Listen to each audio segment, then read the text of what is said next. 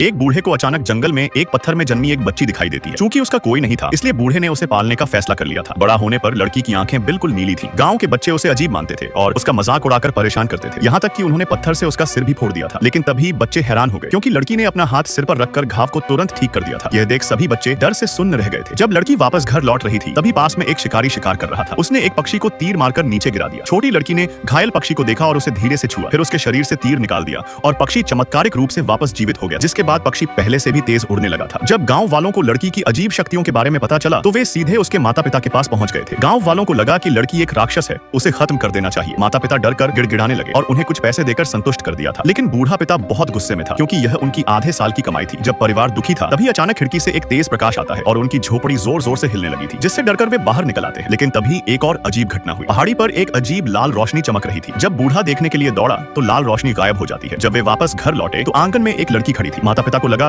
कि वे गलत घर में घुस गए हैं। वे पत्नी को लेकर वापस जाने लगे थे, लेकिन तभी लड़की ने बाहर आकर बताया, मैं ही आपकी बेटी हूँ, मैं वही छोटी लड़की हूँ जिसे आपने पाला था। पल भर में लड़की बड़ी हो गई थी, जिसे देख माता पिता हैरान थे। लड़की ने उनकी मदद के बदले कर्ज चुकाने के लिए उन्हें उस पत्थर को बेचने का सुझाव दिया जिसमें वो जन्मी थी। बूढ़ा पिता पत्थर का टुकड़ा तोड़कर अपने दोस्त को बेचता है, जो मूल्यवान निकला। बूढ़ा उत्साहित होकर बाकी पत्थर भी बेच देता है, जिससे उसे बहुत सारा धन मिल गया था। उसने राजधानी में एक बड़ा घर भी खरीद लिया था। उन्हें लगा कि उनके अच्छे दिन आ गए हैं, लेकिन उनकी लड़की बहुत सुंदर थी, इसलिए कई लड़के उसे देखने के लिए रोज दीवार पर बैठकर उसकी खूबसूरती को निहारते रहते थे। यह बात जल्द ही राजमहल तक पहुंच जाती है। दो राजकुमार लड़की से शादी करना चाहते थे। लड़की ने उन्हें एक चुनौती दी कि जो भी फायर ड्रैगन और डिवाइन ड्रैगन का मोती पहले लाएगा, वो उसी से शादी करेगी। ये दोनों मोती बहुत दुर्लभ थे। लड़की चाहती थी कि दोनों राजकुमार पीछे हट जाएं, लेकिन दोनों ने तुरंत चुनौती स्वीकार कर ली। उसी समय सम्राट को भी लड़की की खूबसूरती के बारे में पता चला। वो लड़की को देखने उसके घर पहुंच गए थे। उसे पहली ही नजर में लड़की से प्यार हो गया था और वो उसे महारानी बनाने की सोचने लगा था। लेकिन लड़की ने मना कर दिया, क्योंकि उसने राजकुमारों से वादा किया था। इससे सम्राट का विचार बदल जाता है। लड़की ने उम्मीद नहीं की थी कि बड़ा राजकुमार फायर ड्रैगन का मोती लाने में सफल हो जाएगा, लेकिन जब उसने मोती को जांचा, तो वो आग में जलकर राख हो गया था, जिसका मतलब था कि राजकुमार को नकली फायर ड्रैगन का मोती मिला था। उसी समय दूसरा राजकुमार डिवाइन ड्रैगन का मोती समुद्र में खोज रहा था। जब ड्रैगन सामने आया, तो उसके ऊपर साधारण हथियार बेकार थे। ड्रैगन ने उसका जहाज पलट दिया। उसी पल लड़की के दिमाग में कुछ दृश्य दिखने लगे थे। उसे अपना अतीत याद आने लगा कि वो एक एलियन है। उसका अंतरिक्ष यान दुर्घटनाग्रस्त हो गया था, इसलिए उसे पृथ्वी पर उतरना पड़ा था। बूढ़े माता पिता ने उसे पाला था, लेकिन अब उसके जाने का समय आ चुका था। अगली पूर्णिमा को उसके लोग उसे लेने आएंगे। माता पिता यह सुनकर दुखी हो गए थे, क्योंकि वे लड़की को अपनी बेटी मानते थे और उसे नहीं जाने देना चाहते थे। दूसरा राजकुमार भी लौट आया था और लड़की के बारे में जानकर हैरान था। तभी पूर्णिमा की रात आ जाती है। राजकुमार लड़की से प्यार करता था, इसलिए वो एलियनों से लड़ने की तैयारी करने लगा, ताकि लड़की को पृथ्वी पर रोक सके। तभी आकाश में एक तेज रोशनी चमकी, जिससे लोगों की आंखें चौंधिया गई थी। फिर एक एलियन यान धीरे धीरे उनके ऊपर आता है। सैनिकों ने उस पर तीर बरसा दिए थे, लेकिन उसका कोई फायदा नहीं होता। तभी यान से एक रोशनी निकलती है। लड़की जानती थी कि अब कुछ नहीं हो सकता। वो रोते हुए सबसे अलविदा लेती है। फिर रोशनी उसे धीरे धीरे ऊपर खींचती है और आखिर में उसने पृथ्वी को छोड़ दिया था।